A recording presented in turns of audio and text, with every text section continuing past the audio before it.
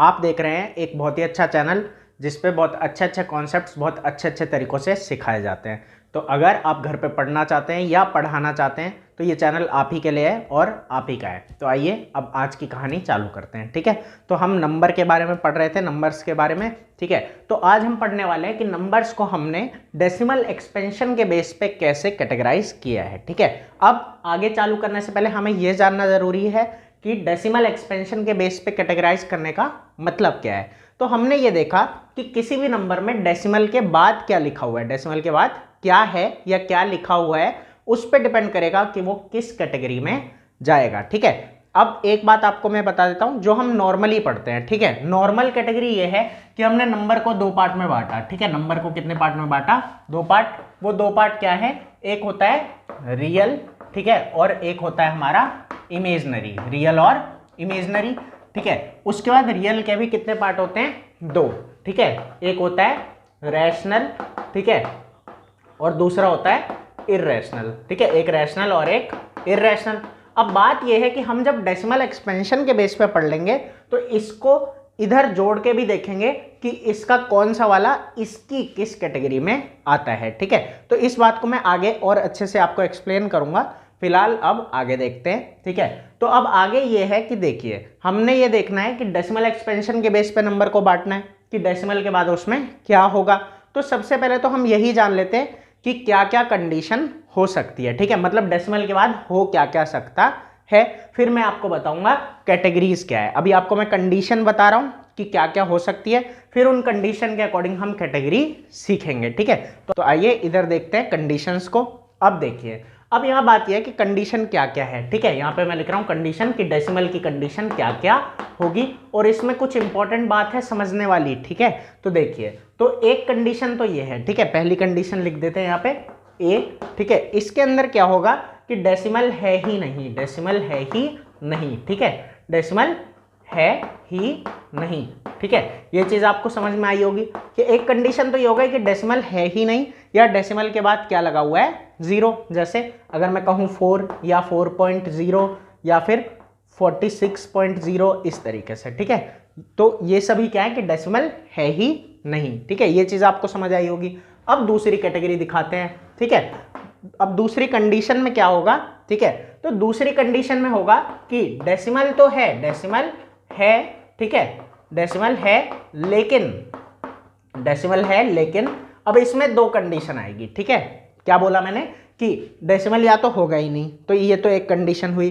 दूसरी कंडीशन क्या है हमारे पास कि डेसिमल है लेकिन इसके अंदर क्या होगा कि यहां होगा कि डेसिमल के बाद फाइनाइट नंबर है, डेसिमल के बाद फाइनाइट नंबर है। अब यहाँ एक वर्ड आया फाइनाइट, ये बहुत इंपॉर्टेंट वर्ड है। ठीक है, ये क्या है? बहुत इंपॉर्टेंट। ठीक है, तो डेसिमल के बाद फाइनाइट नंबर है, या डिजिट बोल लेंगे कुछ भी। ठीक है, इसके बाद क्या है? फाइनाइट। अब इसका क्या मतलब है इसको हम जानेंगे। पहले एक चीज और देख लेते हैं कि दूसरी कंडीशन ये है कि डेसिमल के बाद इनफिनाइट नंबर है, डेसिमल के बाद इनफिनाइट नंबर है। लेकिन ये फाइनाइट और इनफिनाइट होता क्या है ये हमें अच्छे से सीखना है, तो अभी सीखेंगे। डेसिमल के बाद इनफाइनाइट नंबर है। अब बात यह है, देखिए अच्छे से हमें इनको समझना है कि फाइनाइट क्या होता है और इनफाइनाइट क्या होता है। ठीक है, तो आइए आपको बताता हूं। देखिए, एक बात याद रखनी है कि फाइनाइट हो जाता है, ठीक है, जिसको गिन सकते हैं, जिसको गिन सकते हैं। लेकिन यहां इसको समझने में एक बात और है। ठीक है, जिसको गिना जा सकता है। तो गिना जा सकता है का ये मतलब है ऐसा नहीं है ये एक दो होंगे, या हम कह रहे हैं जैसे आराम से सुनते हैं, जैसे अगर ये नहीं कह रहा हूं कि एक आदमी उस चीज को गिन सकता है कि नहीं। मैंने बोला कि मान लो कि 5 करोड़ बच्चे खड़े हैं। ठीक है, अब मैंने कहा कि क्या एक आदमी गिन सकता है? बोलोगे नहीं, ऐसे तो दिक्कत हो जाएगी, बहुत टाइम लग जाएगा। मैं वो कह ही नहीं रहा, मैं कह रहा हूं कि क्या 1 करोड़ लोग मिलके भी अगर चीज को गिन सकते हैं? अगर 1 करोड़ लोग मिलके भी किसी चीज को गिन सकते हैं तो वो क्या है? फाइनाइट है। ठीक है, कि बता सकते हैं हाँ जी ये इतना है। ठीक है, तो उस केस में वो क्या हो जाता है? फाइनाइट। लेकिन जिसे करोड़ों लोग मिलके भी नहीं गिन सकते, जिसे करोड़ों लोग मिलके भी नहीं गिन सकते, वो क्या हो जाता है? हमारा इनफाइनाइट हो जाता है। इस बात पे ध्यान देना है हमें। ठीक है, कि फाइनाइट का मतलब ये नहीं होता कि सिर्फ 100 या 200 या ऐसा कुछ। ठीक है, नहीं, वो नहीं। ठीक है, क्योंकि यहाँ पे हम वही पढ़ रहे हैं कि डेसिमल के बाद क्या है? Finite number. तो फाइनाइट नंबर कितने हो सकते हैं? 100 भी हो सकते हैं, 200 भी हो सकते हैं, 1 करोड़ भी हो सकते हैं, 10 करोड़ भी हो सकते हैं, लेकिन वो गिने जाने चाहिए। लेकिन इनफाइनाइट में ये होता है कि हम कभी उसे गिन ही नहीं सकते, हमें पता ही नहीं लगेगा कि ये पता नहीं कितने नंबर है डेसिमल के बाद, ये हमें पता ही नहीं लगेगा। अभी इस बात को मैं आपको और अच्छे से बताऊंगा, ठीक है। पहले यहाँ देखते हैं। तो फाइनाइट में क्या है, जिसको गिना जा सकता है, इनफिनाइट में क्या है कि जिसको नहीं गिना जा सकता है। और यहाँ पे यही बात है कि 1 करोड़ लोग अगर मिलके भी गिन लेंगे किसी चीज को तो वो क्या है, फाइनाइट है। लेकिन अगर गिना ही नहीं जा सकता तो वो क्या है, हमारा इनफाइनाइट है, चाहे 1 करोड़ लोग लग जाए या 5 करोड़ लोग लग जाए, ठीक है। अब ये कैसे होगा मैं ये भी आपको बताऊंगा, ठीक है, कि इन 5 करोड़ लोगों की भी सारी जिंदगी बीत जाएगी, फिर भी ये नहीं बता पाएंगे कि कितनी बार है, ठीक है। तो अभी इसको और अच्छे से मैं आपको बताऊंगा। तो जिसको गिना नहीं जा सकता, ठीक है, कोई एक आदमी नहीं गिन रहा, चाहे करोड़ों लोग भी गिने तो भी गिना नहीं जा सकता, ठीक है। सब बूढ़े हो जाएंगे, मर जाएंगे तो भी पता नहीं लगेगा। तो वही है जिसको गिना नहीं जा सकता। इस तरीके से हमें इसको सीखना है, ठीक है। अब देखिए, अब आगे चालू करते हैं, अब आगे देखते हैं, ठीक है, कि हमें आगे क्या सीखना है। तो यहाँ पे जैसे मैंने आपको कहा ना कि जिसको गिना जा सकता है वो फाइनाइट है और जिसको गिना नहीं जा सकता वो इनफाइनाइट है, ठीक है। तो इसको भी एक बार और अच्छे से समझ के देखते हैं। तो इसको आप नोट कर लेना, फिर मैं आपको आगे बताता हूँ कि कैसे हमें इस चीज़ को समझना है कि किसको गिना जा सकता है और किसको नहीं गिना जा सकता, ठीक है। तो आइए देखते हैं। तो अब मैं आपको समझाने जा रहा हूँ कि फाइनाइट नंबर डेसिमल के बाद कैसे होते हैं और इनफाइनाइट कैसे होते हैं, ठीक है। बिल्कुल अच्छे से इस बात को समझना है। तो इसको समझने के लिए हमें ऐसे देखना है कि जो भी नंबर है वो एक डिवाइड का आंसर है। हमें उस बात को समझने के लिए ऐसे सीखना है कि नंबर डिवाइड का आंसर है। नंबर क्या है, डिवाइड का आंसर, ठीक है। इस तरीके से हमें सीखना है। अब एक बात सुनिए, जैसे मैंने कहा ना कि डेसिमल या तो होगा ही नहीं, क्यों नहीं होगा जरा देखते हैं। अगर मैं कहता कि हम क्या कर रहे हैं, देखिए 20 को 5 से डिवाइड कर रहे हैं, 20 को 5 से डिवाइड किया तो आंसर क्या आया हमारा 4, ठीक है। आंसर हमारा क्या आ गया 4। अब ये 5 4 जा क्या हो जाता है 20, 5 4 जा 20, ठीक है। तो ये क्या बन गया 0। तो यहाँ पे क्या बात आ गई कि 4 हो गया, ये क्या हो गया हमारा 4, ठीक है। तो इस केस में रिमाइंडर क्या बन जाता है 0 बन गया, ठीक है, और डेसिमल लगाना ही नहीं पड़ा। अब आगे जरा देखते हैं, ठीक है। तो जब मैं आगे बढ़ता हूं तो अगर मैं कहता 21 डिवाइड बाय 5, 21 डिवाइड बाय 5, इस केस में क्या होगा, तो इस केस में 5 4 जा 20, ठीक है, फिर माइनस किया, ठीक है, फिर 1 बचा, फिर क्या लगाएंगे यहाँ डेसिमल और ये बन गया 0, ठीक है। तो 5 2 जा 10, ये बात आपको बता चुका हूं कि जब रिमाइंडर बच जाता है तो हम डेसिमल लगाते हैं और रिमाइंडर में 0 लगा देते हैं। अब 5 2 जा 10 और ये क्या बन गया 0, ठीक है। तो यही हमें सीखना है, ठीक है, कि इस वाले में क्या हो रहा है कि रिमाइंडर क्या बन जा रहा है 0 बन जा रहा है, ठीक है। तो कुछ क्वेश्चन ऐसे होते हैं जिनमें रिमाइंडर 0 बन जाता है एक टाइम के बाद, ठीक है। अच्छे से समझना है। जैसे अब देखिए ये वाला करके दिखाते हैं। जैसे मैंने बोला कि 21 को हम अगर 4 से डिवाइड करें, ठीक है, तब क्या होगा, तो 4 5 जा 20, ठीक है। उसके बाद क्या होगा, ये 1 बन जाएगा, ठीक है। फिर उसके बाद हम डेसिमल लगाएंगे 10 बन जाएगा, ठीक है। फिर 4 2 जा 8, ठीक है, फिर 2, फिर 0 लगाएंगे। एक बार डेसिमल लग चुका है तो हम 0 लगा सकते हैं। फिर 4 5 जा 20 और ये फिर क्या बन गया 0, ठीक है। तो ये बना कैसे 5.25 है, 5.25, लेकिन रिमाइंडर क्या बन जाता है 0 बन जाता है, ठीक है। तो बन गया रिमाइंडर 0, ठीक है। तो ये जो है कि डेसिमल है ही नहीं या डेसिमल के बाद फाइनाइट नंबर है, ठीक है। ये वाले जो दोनों हैं या तो डेसिमल है नहीं या तो डेसिमल के बाद फाइनाइट नंबर है। ये जो दोनों हैं इनमें क्या होता है कि रिमाइंडर 0 बन जाता है, रिमाइंडर 0 बन जाता है। इस बात को अच्छे से समझना है कि रिमाइंडर 0 बन जाता है, ठीक है। ये चीज़ आपको अच्छे से समझ में आई होगी, ठीक है। क्यों, क्योंकि या तो डेसिमल के बाद कितना है फाइनाइट नंबर है, तो फाइनाइट होने का ये मतलब है कि रिमाइंडर क्या बन जाएगा 0 और ये एक पॉइंट के बाद खत्म हो जाएगा। हो सकता है 100 नंबर हो लेकिन उसके आगे नहीं बढ़ेगा। लेकिन ये आपको तब अच्छे से समझ आएगा जब मैं आपको इनफाइनाइट वाली कंडीशन बताऊंगा, ठीक है। तो चलिए इनफाइनाइट वाली कंडीशन अब आपको बताता हूं, ठीक है, कि सारी जिंदगी बीत जाएगी लिखते लिखते तो भी खत्म नहीं होगा। तो आइए देखते हैं। अब बात यहां पे ये है, देखिए इनफाइनाइट का केस बताते हैं। तो अगर मैं कहता कि 10 को 3 से डिवाइड करो, 10 को किससे डिवाइड करना है हमें 3 से, ठीक है। 10 को जब हमें 3 से डिवाइड करना है ना तो क्या होगा 3 3 जा 9, 3 3 जा 9, ठीक है। अब क्या करना है, 10 में से 9 गया, 1 बच गया, ठीक है। अब यहाँ पे लगाएंगे डेसिमल, ठीक है। अब क्या होगा, अब ये 10 बन गया फिर से, ठीक है। फिर 3 3 जा 9, ठीक है। फिर ये 1 आ गया, ठीक है। अब इसके आगे चलते हैं और तो क्या होगा, फिर 10 बन जाएगा, फिर 3 3 जा 9।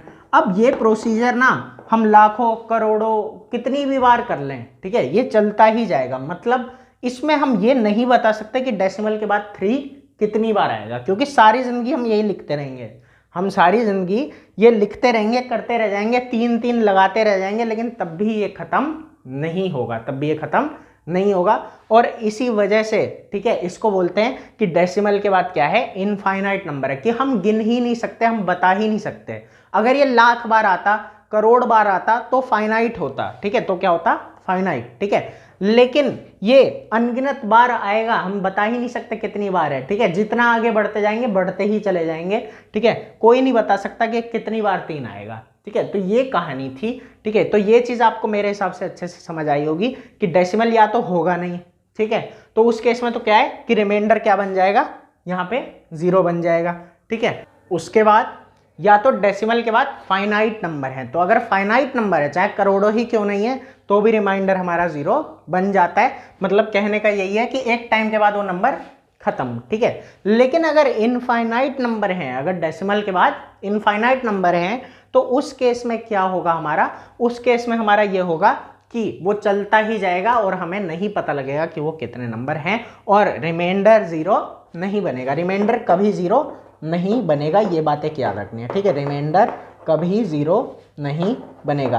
तो ये थी कंडीशंस, ठीक है, जो मैंने अभी आपको बताई, कभी 0 नहीं बनेगा। अब मैं आपको मेन चीज बताने जा रहा हूं, ठीक है। ये तो चलो समझने के लिए कंडीशन जरूरी थी कि रिमाइंडर कभी 0 नहीं बनेगा, ठीक है। अब इसके अंदर मैं आपको एक चीज और समझाऊंगा, ठीक है, कि जब इनफाइनाइट नंबर होते हैं, जब क्या होते हैं, इनफाइनाइट नंबर, तो इसके अंदर भी 2 कंडीशन आती है। इसके अंदर भी कितनी कंडीशन आती है, 2 कंडीशन, ठीक है।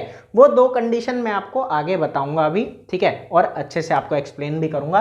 तो अब आगे देखते हैं, ठीक है। तो आइए देखते हैं आगे।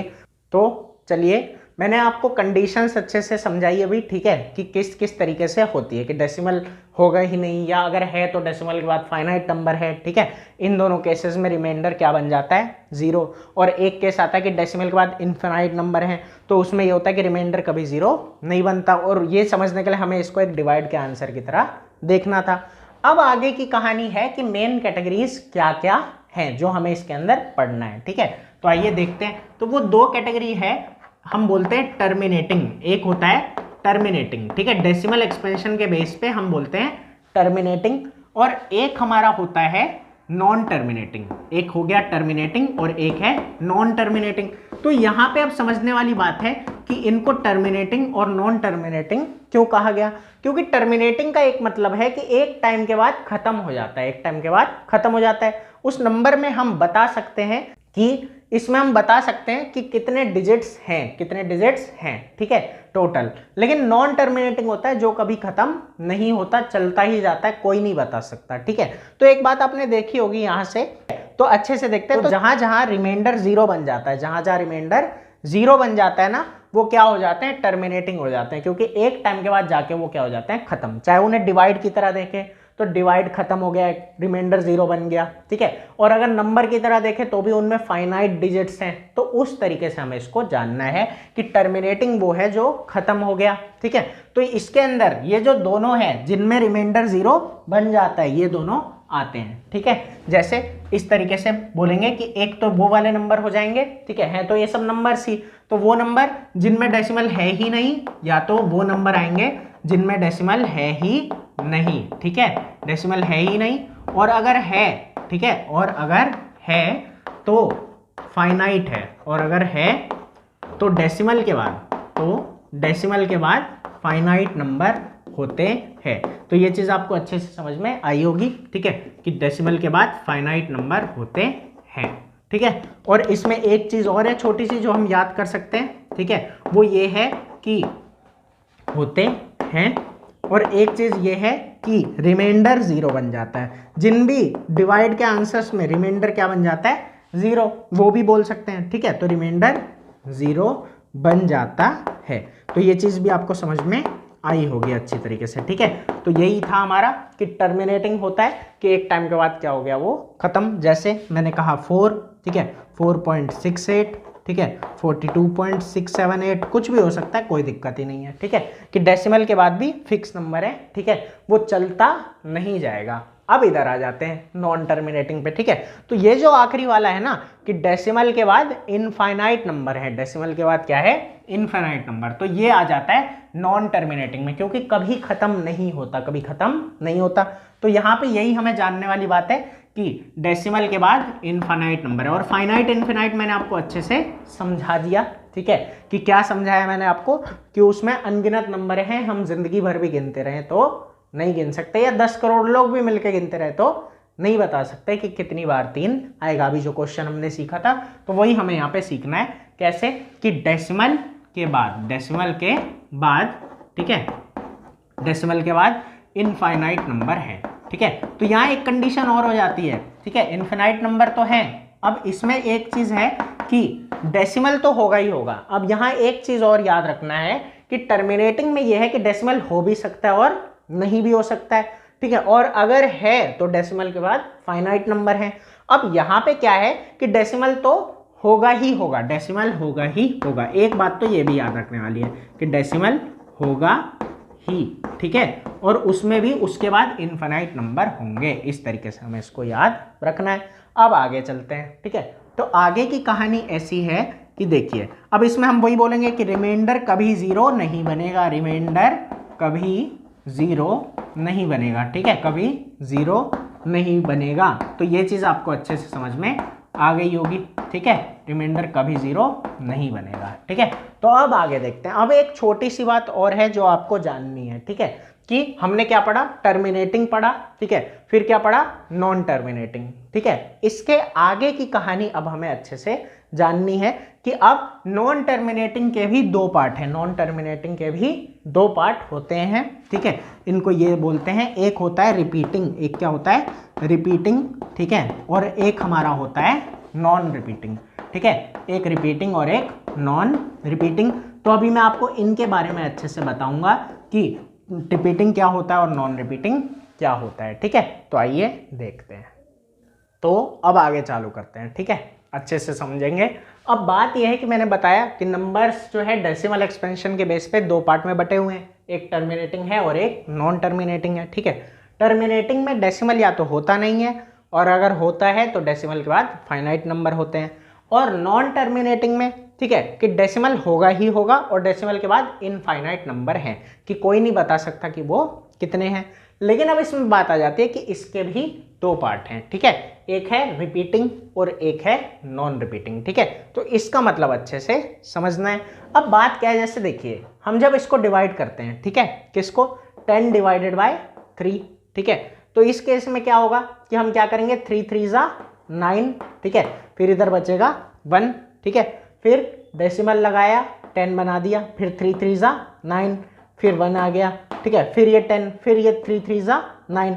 अब इससे हमें एक बात पता लग रही है कि ये जो डेसिमल के बाद आएगा ये 3 3 3 ही चलता जाएगा, 3 3 3 ही चलता जाएगा, ये बात हमें पता लग रही है ना।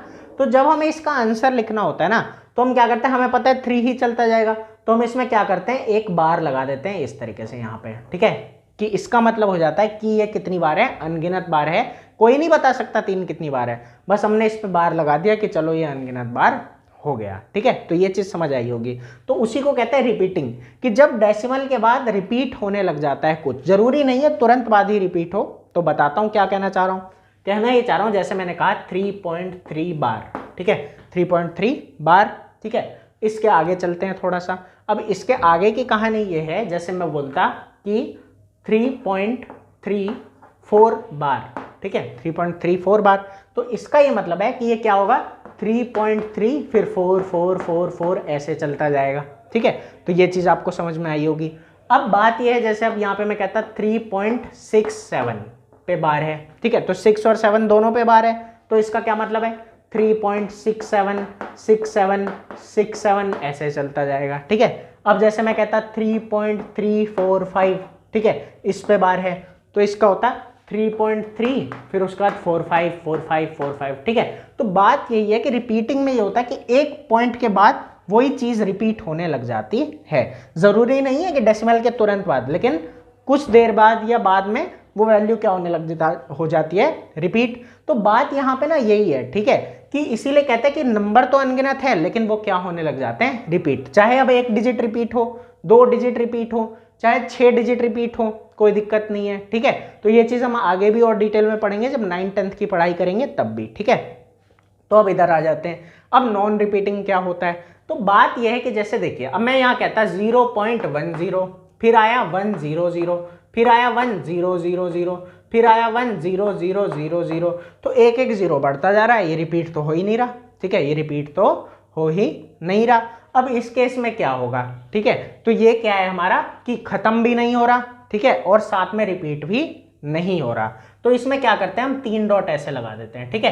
तो ऐसी वैल्यूज आप पढ़ोगे, ये तो फिर भी सिंपल वाला लिया है, ठीक है। जैसे आप पढ़ोगे आगे अगली वीडियो में मैं आपको जब इर्रेशनल बताऊंगा तब ये चीज़ें भी बताऊंगा, पाई होता है, √2 होता है, ऐसी चीज़ें इनकी वैल्यू काफ़ी बड़ी बड़ी आती है, ठीक है, और रिपीट भी नहीं होती, ठीक है। तो फिलहाल अभी इसको देखते हैं। तो बात यह है कि देखिए, नॉन टर्मिनेटिंग में रिपीटिंग है और नॉन रिपीटिंग है, ठीक है। तो नॉन रिपीटिंग में ऐसे इस तरीके से होता है कि कभी रिपीट नहीं होता, ठीक है, अलग ही चलता रहता है। और बात ये आती है कि इसके लिए हम क्या करते हैं, एंड में ये 3 डॉट लगा देते हैं, ठीक है, ताकि इसको यहाँ पे छोड़ दें, जहां भी छोड़ना होता है वहां 3 डॉट लगा देते हैं। तो इन दोनों में फर्क यही है कि इसमें हम देखिए बार लगा सकते हैं, ठीक है, इसमें हम क्या लगा सकते हैं, बार, ठीक है। और वही बात है, इसको छोटा करके लिख सकते हैं, लेकिन इसको छोटा करके नहीं लिख सकते। इसमें बस यही है कि हम 3 डॉट लगा देते हैं एंड में। तो ये चीज़ आपको अच्छे से समझ आई होगी कि नंबर हैं, इनको डेसिमल एक्सपेंशन के बेस पे बांटा, उसमें क्या आता है, टर्मिनेटिंग और नॉन टर्मिनेटिंग। नॉन टर्मिनेटिंग के 2 पार्ट हैं, रिपीटिंग और नॉन रिपीटिंग। रिपीटिंग पे बार लगा हुआ होता है, ठीक है, और नॉन रिपीटिंग पे, ठीक है, ऐसे 3 डॉट हम एंड में लगा देते हैं, ठीक है। ये चीज़ अच्छे से समझ में आई होगी। और फिर इसमें रिमाइंडर 0 बन जाता है, इनमें कभी रिमाइंडर 0 नहीं बनता है, ठीक है। अब एक इंपॉर्टेंट चीज़ है जो आपको बताऊंगा, फिर ये वाली वीडियो यहीं तक रहेगी। उसके बाद अगली क्लास में मैं आपको अच्छे से रैशनल नंबर और इर्रेशनल नंबर के बारे में बताऊंगा, एक एक चीज़ डिटेल में। तो आइए अभी फिलहाल आगे देखते हैं। तो चलिए अब आगे देखते हैं, ठीक है। तो यहाँ पे हमने ये चीज़ पढ़ी है कि नंबर को देखिए, वैसे मेन कैटेगरी क्या है, रियल, इमेजिनरी। रियल के 2 पार्ट है, रैशनल और इर्रेशनल। तो अब इसे डेसिमल एक्सपेंशन के बेसिस पे जो कैटेगरी बांटी है उससे जोड़ना है, लिंक करना है। तो देखिए कैसे करना है। ये जो टर्मिनेटिंग होता है, ठीक है, ऐसे याद रखना है, ये जो टर्मिनेटिंग होता है और नॉन टर्मिनेटिंग रिपीटिंग होता है, ये वाले जो दोनों होते हैं ना, ये क्या होते हैं, रैशनल, ठीक है। ये दोनों क्या होते हैं, रैशनल। अब क्यों होते हैं वो मैं आपको आगे आने वाली वीडियो में बताऊंगा अच्छे से, ठीक है। अब ये दोनों क्या है, रैशनल, और ये जो नॉन रिपीटिंग वाला है, ठीक है, ये क्या है हमारा, इर्रेशनल, ठीक है। तो इस तरीके से हमें इन्हें आपस में कनेक्ट करना था कि ये जितने भी नंबर होते हैं जो या तो टर्मिनेटिंग है, ठीक है, या नॉन टर्मिनेटिंग रिपीटिंग है, ठीक है, अच्छे से याद रहेगा कि जो टर्मिनेटिंग या नॉन टर्मिनेटिंग रिपीटिंग है वो क्या होते हैं, रैशनल। मतलब या तो वो नंबर जिनमें डेसिमल के बाद फाइनाइट नंबर है, या फिर जिन पे बार लगा हुआ है, वो सभी क्या है, रैशनल है। और ये वाला जो रिपीट नहीं होता डेसिमल के बाद कभी, वो क्या है, इर्रेशनल। वो क्या हो जाता है, इर्रेशनल हो जाता है। तो ये चीज़ आपको अच्छे से समझ में आई होगी। ये क्यों होता है अभी मैंने बस बताया है कि होता है, लेकिन क्यों होता है ये मैं आपको अगली वीडियो में बहुत अच्छे से एक्सप्लेन करके बताऊंगा, और भी कई मज़ेदार चीज़ें और भी बताऊंगा, ठीक है। तो मिलते हैं अगली वीडियो में। उम्मीद है आपको पूरा कॉन्सेप्ट अच्छे से समझ में आया होगा, और इस अच्छे चैनल को और अच्छा बनाने के लिए सब्सक्राइब ज़रूर करें और वीडियो को लाइक और शेयर ज़रूर करें, ताकि और बच्चों को भी सीखने का मौका मिले। तो फिर मिलते हैं अगली वीडियो में, अभी के लिए इतना ही।